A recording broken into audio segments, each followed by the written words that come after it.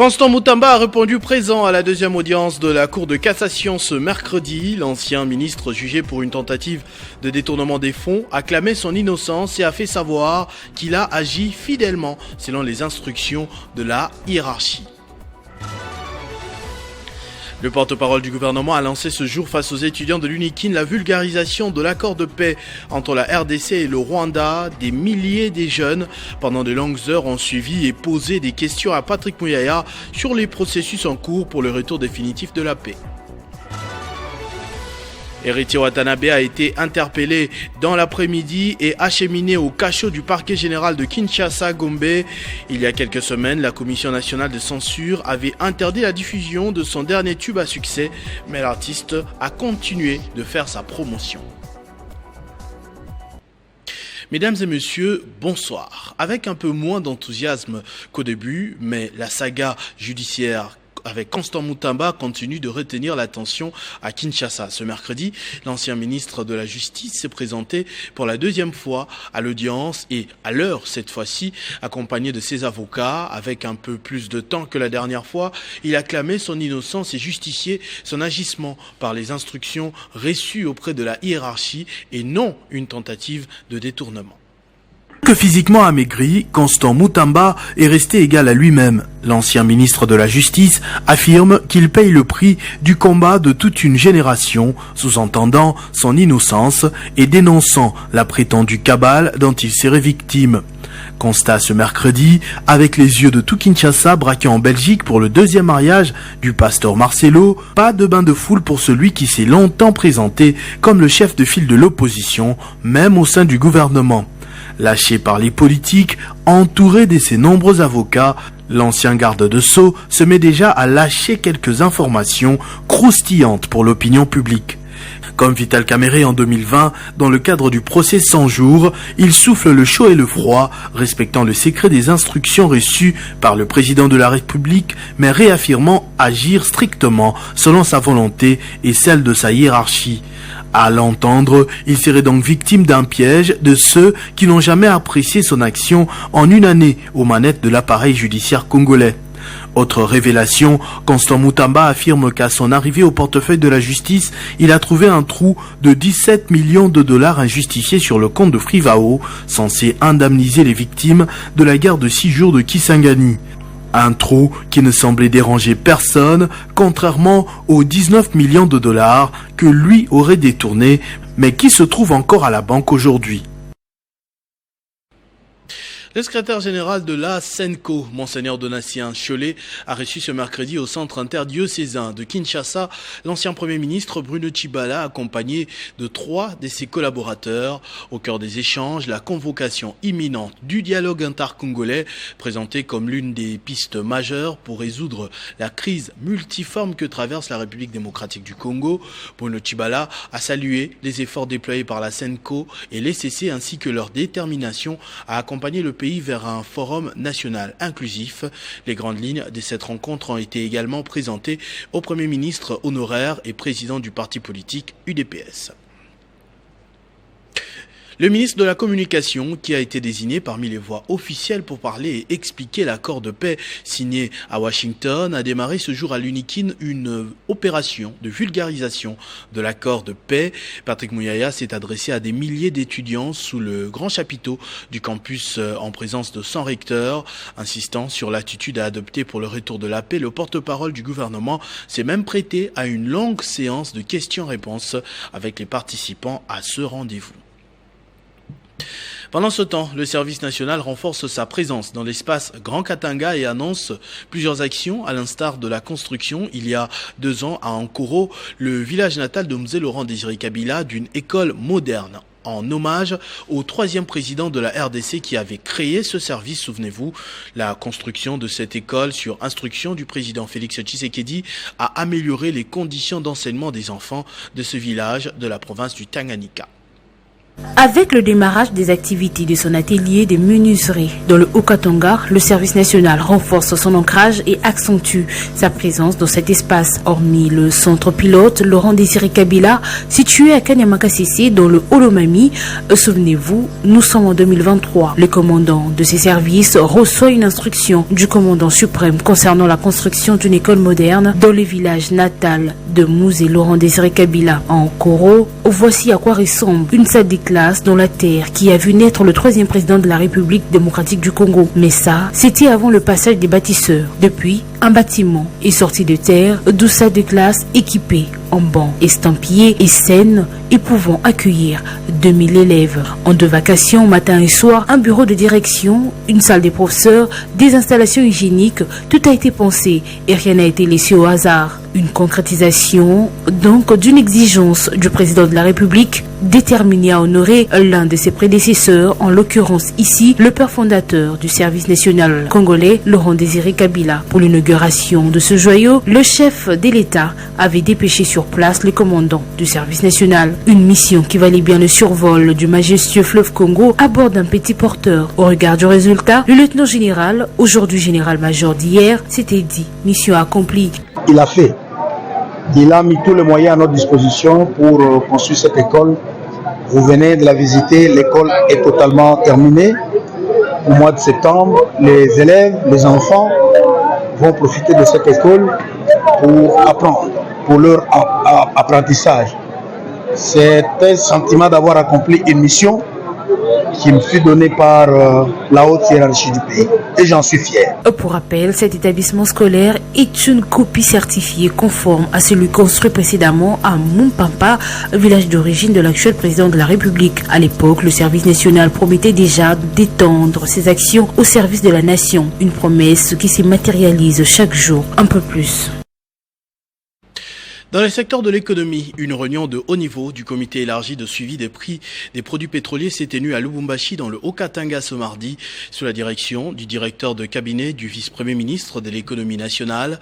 Une session de travail sur la validation de la nouvelle structure des prix des produits pétroliers dans les zones sud, ouest et est, avec un focus particulier sur les secteurs miniers pour ainsi garantir la transparence, l'équité fiscale et assurer une stabilité économique durable.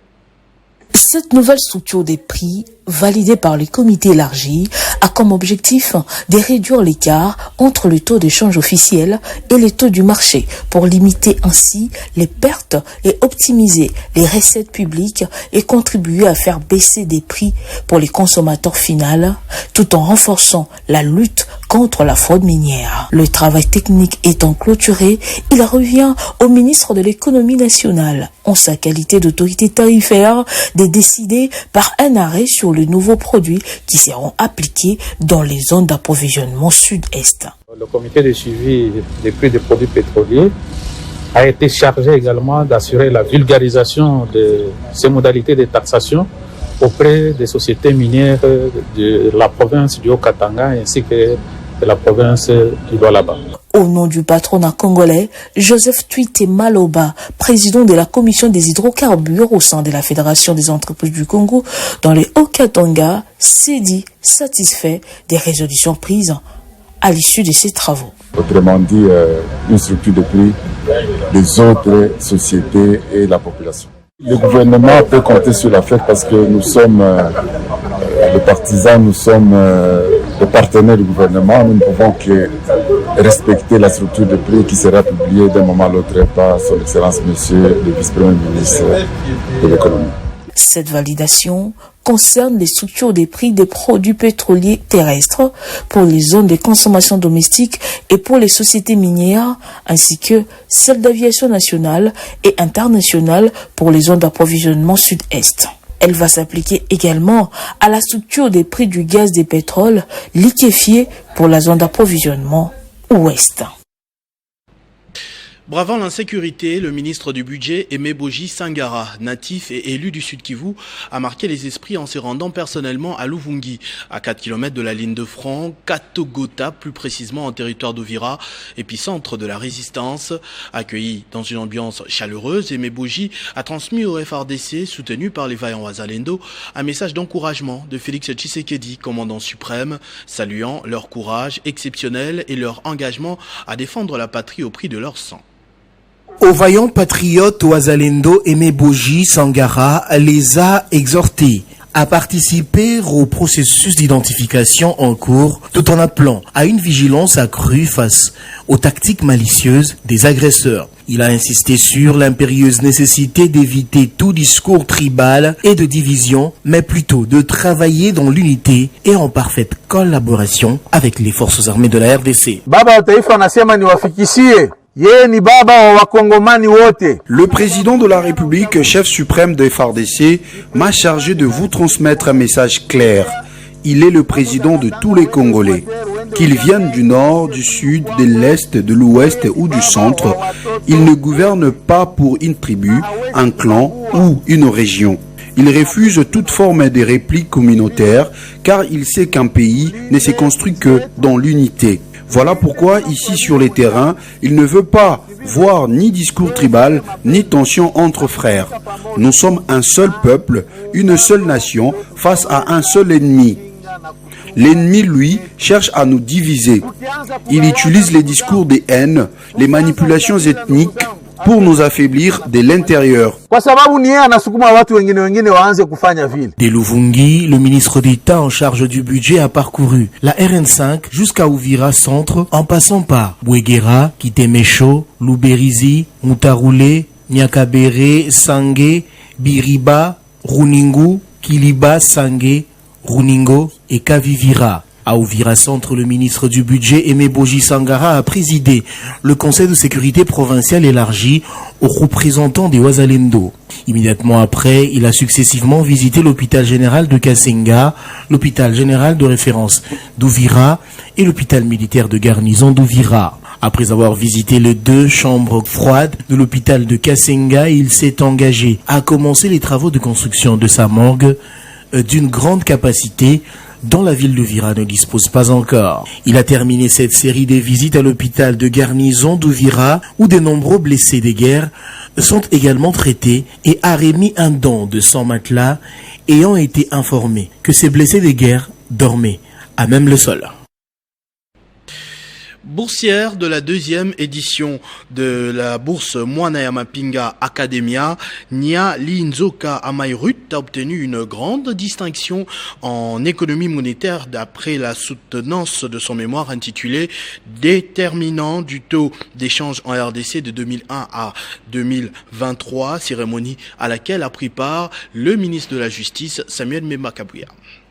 Il a assisté à la soutenance de ses mémoires de fin d'études universitaires sur les déterminants du taux d'échange en RDC de 2001 à 2023 en sa qualité des membres de l'ASBL Telema Mwana ya Mapinga. La récipiendaire Ruth Nialinzoka Amai, boursière de l'ASBL et fille d'un militaire passé au trépas. Pour le ministre de la Justice intérimaire Samuel Mbemba Kabouya, c'est une grande joie pour leur association car les plébiscites de cette fille d'un militaire contredit une conception de la société selon laquelle les enfants des militaires sont des délinquants. Nous avons contribué à ces études depuis le premier graduat jusqu'à aujourd'hui. Donc, qu'elle termine aujourd'hui avec distinction, cela fait notre fierté. Pour ceux qui pensent que les enfants des militaires ne sont que des délinquants, voici ici la preuve. L'une d'entre nous finit l'université avec distinction. Il a par ailleurs demandé aux dépendants des militaires qui traînent le pas de rejoindre leur association. Il me reste à demander aux enfants des militaires et policiers qui ne sont pas encore membres de notre association de nous rejoindre. Nous devons nous connaître entre nous. Nous devons aussi nous entraider. Retenir Linzoka Amai est boursière de la 2e édition de la bourse Mwana ya Mapinga Academia. La soutenance de son mémoire a abouti à une grande distinction en économie monétaire.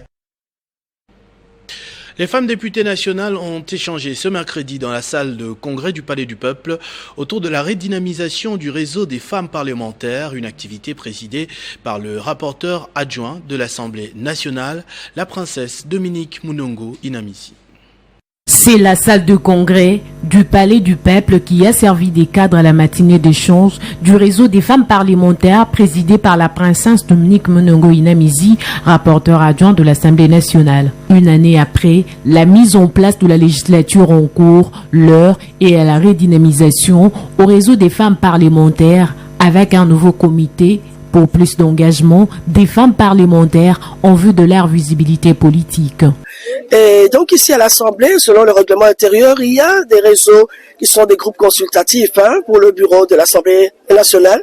Et donc tout comme il y a le réseau des jeunes parlementaires, il y a le réseau des femmes parlementaires.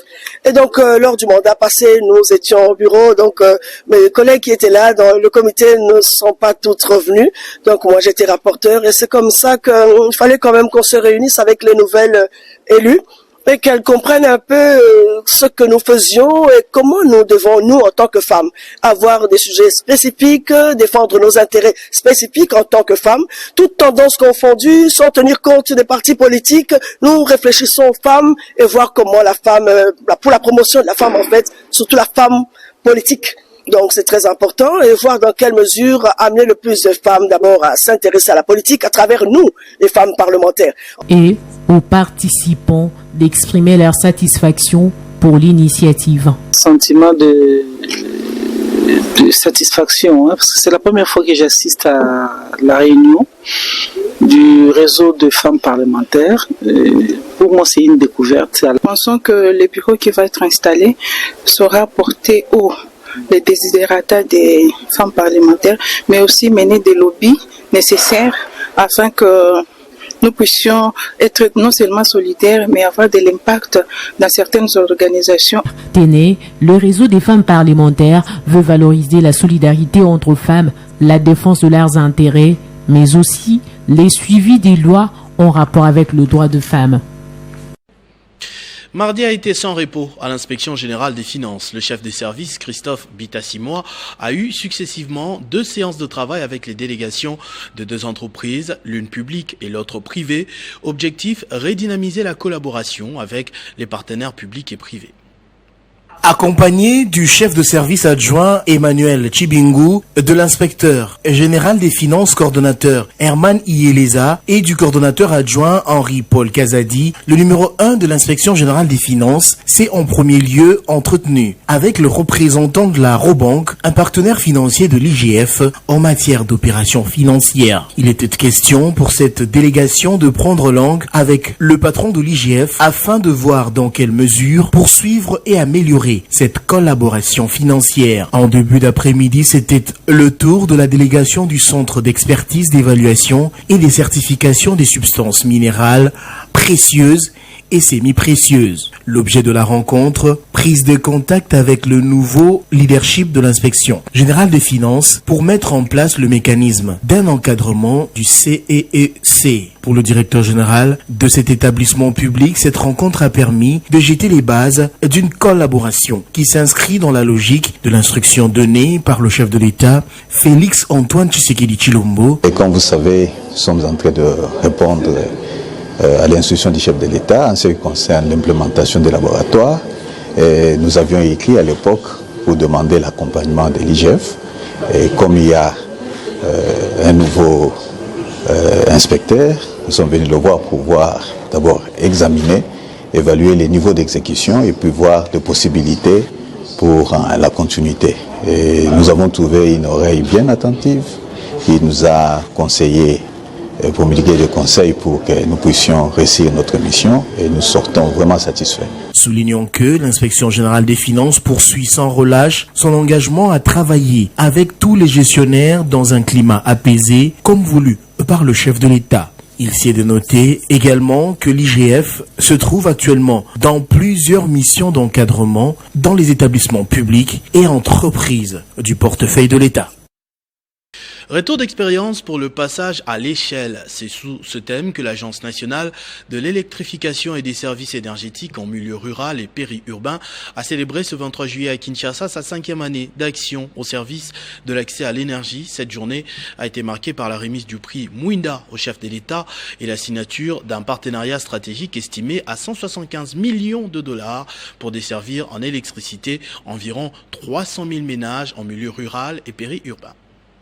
Cette journée de réflexion organisée à l'occasion du 5e anniversaire de Onser avait pour objectif de dresser les bilans des réalisations effectuées depuis 2020 jusqu'en 2025, marquées par de grandes avancées en matière d'électrification rurale et périurbaine. Dans son discours, le directeur général de Onser, Cyprien Délé, a salué la collaboration multisectorielle qui a permis de connecter des milliers de ménages congolais à l'électricité dans les zones longtemps délaissées. Aujourd'hui, en République démocratique du Congo, la question de l'accès à l'électricité pour tous n'est plus un vœu pieux.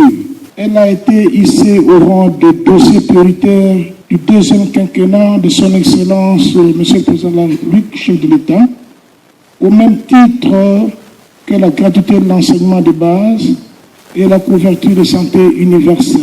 L'événement a également permis de présenter les orientations du nouveau plan stratégique 2025-2030 qui ambitionne une électrification plus inclusive, durable et accélérée en ligne avec les objectifs du gouvernement en matière d'électricité. À cette occasion, le prix Mwinda a été solennellement décerné au président de la République en reconnaissance de son implication personnelle et déterminante dans le développement du secteur énergétique, en particulier dans les zones rurales et périurbaines. Dans son intervention, le ministre des Ressources hydrauliques Teddy Luamba a précisé que Onser reste un levier stratégique qui va inverser la tendance actuelle en matière d'importation et bâtir un avenir énergétique vert. La République démocratique du Congo, comme nous le savons, a aujourd'hui un fort déficit en termes de dessert d'électricité. Nous sommes à 20%. Pour un pays de 100 millions d'habitants. Autre moment fort de cette journée, la signature d'un partenariat stratégique entre Onser et l'entreprise Angélique International Limited portant sur l'électrification de plus de 300 000 ménages. Ces projets ambitieux, estimés à 175 millions de dollars, constituent une étape majeure vers les passages à l'échelle souhaités par l'agence. Onser reste déterminé à œuvrer pour un Congo plus éclairé,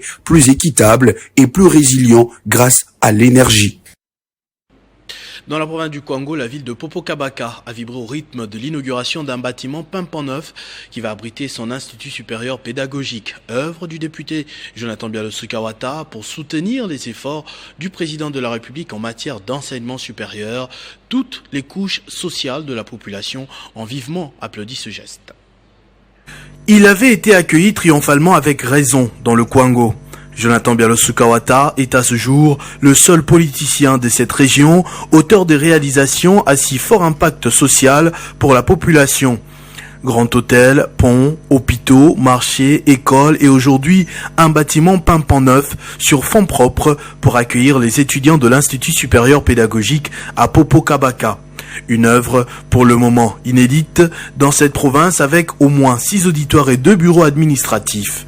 L'idée de Jonathan Bialo-Sukawata, très applaudi par la population ici pour ce geste, est de traduire en actes la politique et la vision du chef de l'État, Félix Tshisekedi, en matière d'enseignement supérieur et d'infrastructure.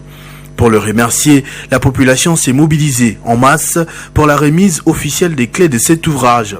Une ambiance électrique a caractérisé ce moment de mariage entre Jonathan Bialo-Sukawata et toutes les couches sociales de la population qui ne jurent que sur celui qu'elle désigne comme le leader intemporel du Kwango. La cérémonie s'est déroulée en présence des autorités académiques de l'ISP et de l'administrateur du territoire qui a coupé le ruban symbolique à la grande satisfaction des étudiants, des parents et toutes leurs familles. Pour le territoire de Popokabaka et pour l'ISP en particulier qui bénéficie des infrastructures adéquates, loin de nous d'être satisfaits, et plus nous avons la motivation de faire plus dans les jours à venir.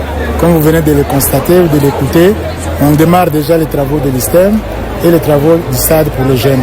À part ça, il y a encore d'autres projets qui peuvent venir à l'intérieur de notre territoire. Nous sommes là pour ça, au service du territoire de Popokabaka, au service de la province du Kwango. Juste avant, le grand bâtisseur du Kwango des temps modernes a également posé la première pierre pour la construction d'un terrain municipal pour la jeunesse de Popokabaka. C'est effectivement cet élu, presque le seul, à redonner espoir à ce peuple qui a longtemps été déçu par leurs vieux représentants. Bialo-Suka rassure, le chef de l'État Félix Tshisekedi porte à cœur la situation du Kwango et du Grand Bandundu en général. Les jours qui viennent vont lui donner raison et justifier son élection en masse lors de la présidentielle de 2023. Au Kenya, Aline Makano, bourgmestre intérimaire de la commune de Fungurume, a apporté une contribution significative au 5e sommet Inde-Afrique sur l'entrepreneuriat et l'investissement.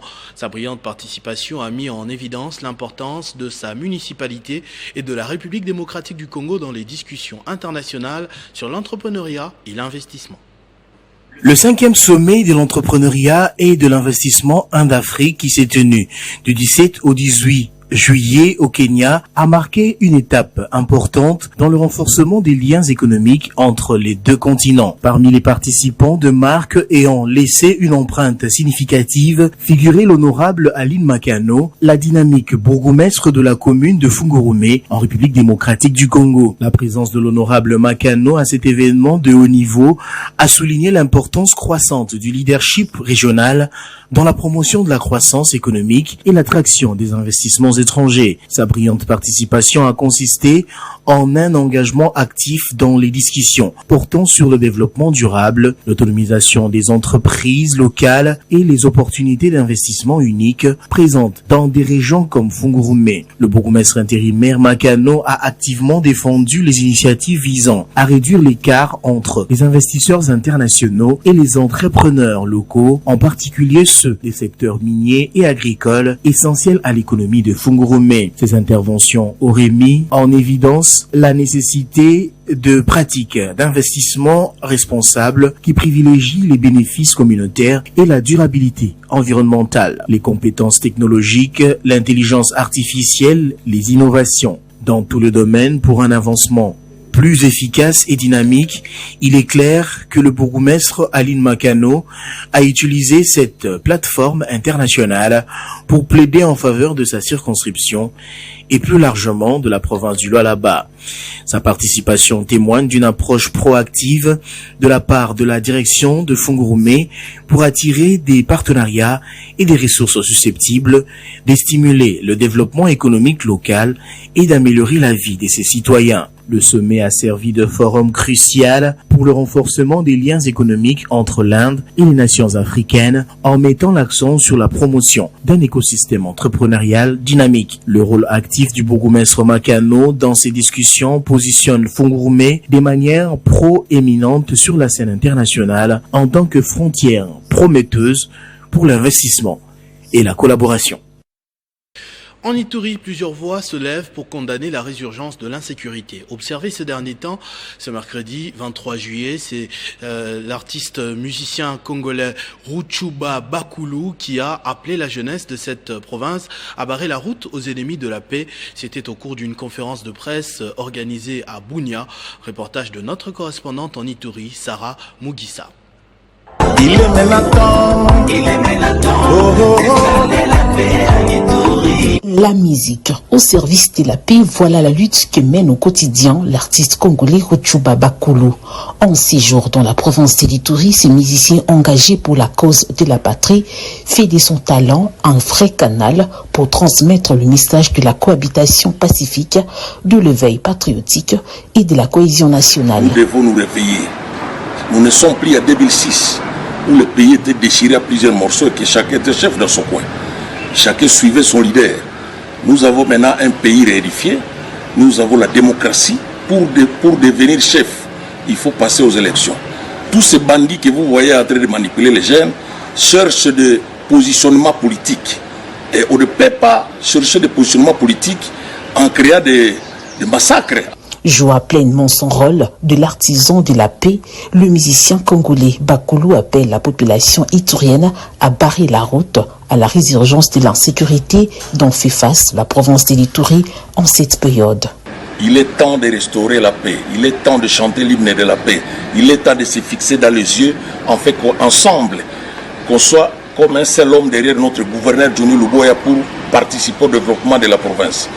Ceux qui sont dans la forêt, ceux qui sont manipulés, il est temps de quitter là-bas, d'intégrer soit l'armée ou d'intégrer la vie normale. Rappelons qu'à travers ses chansons patriotiques, notamment le titre « Hymne de la paix », « Le temps de la vérité » et bien d'autres, cet artiste engagé a su marquer son passage en Ituri, une province où la musique au-delà d'être un son agréable à l'oreille, doit devenir un véritable outil de sensibilisation en vue de construire la paix durable dans cette partie de la RDC longtemps menacée par l'insécurité. Motona Tembe entendait en français un homme têtu. L'artiste musicien Héritier Watanabe a été cueilli ce mercredi par plusieurs agents de la police judiciaire à son domicile. La nouvelle qui s'est vite répandue cet après-midi renseigne que sa dernière chanson à succès est à la base de cette arrestation. Magoda, cri, dont la chanson Zala avait été interdit par la Commission nationale de censure. Seulement, l'artiste a fait mine de défier l'autorité en continuant sa promotion en plein jour. D'abord, en Europe, il a affirmé qu'il n'avait aucune intention de supprimer sa chanson qui serait consommée en international sans problème. Héritier Watanabe a ensuite franchi les Rubicons en entonnant ce cri aux danses très légères au parvis du Palais du Peuple à l'occasion du Festival mondial de tourisme et de la musique la semaine dernière. Ce journal est terminé, je vous en rappelle tout de suite les principaux titres.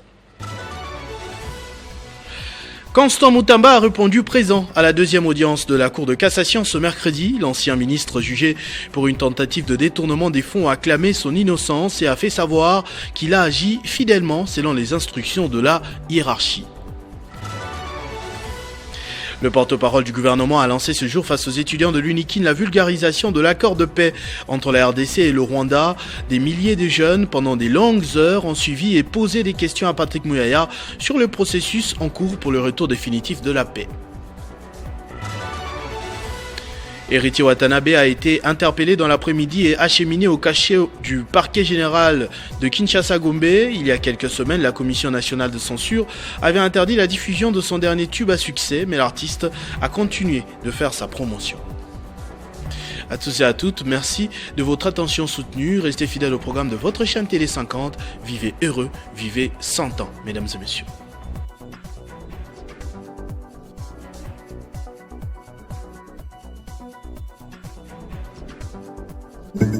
Retrouvez toute l'actualité en continu sur www.tele50.cd.